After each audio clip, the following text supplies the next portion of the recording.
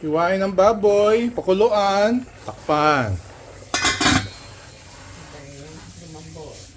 Hintayin lumambot. Halu-haluin.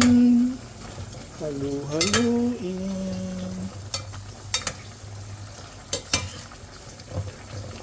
Para masettle ang iba sa other side ng baboy. Prepare ang sibuyas.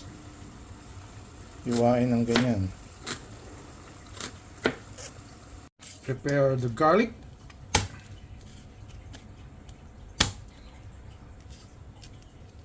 Tanggalin ang balat.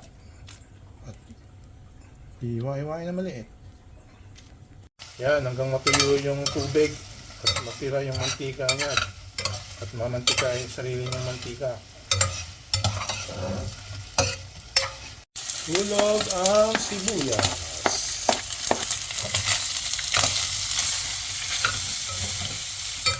Pag brown na, hulog na yung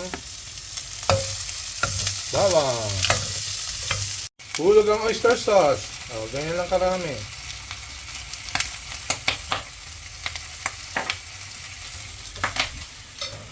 Hulog ang toyo. Buti na lang si Mrs. walang toyo. Walang toyo. Dinagdagan ng konting tubig. Maganda yung kumukulong tubig na para mabilis maluto. Ayan na.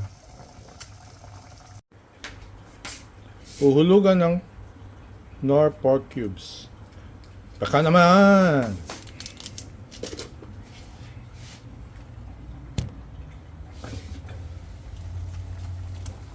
Yun, no? Last of these, patatas. Potako.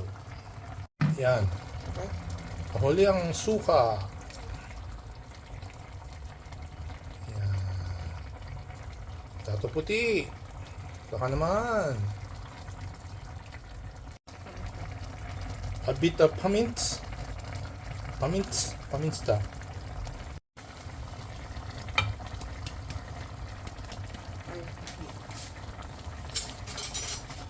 Kumukulo.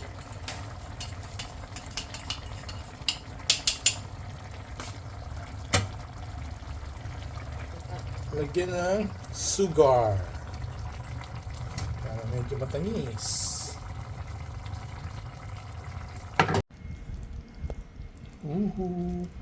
Mainit-init pa.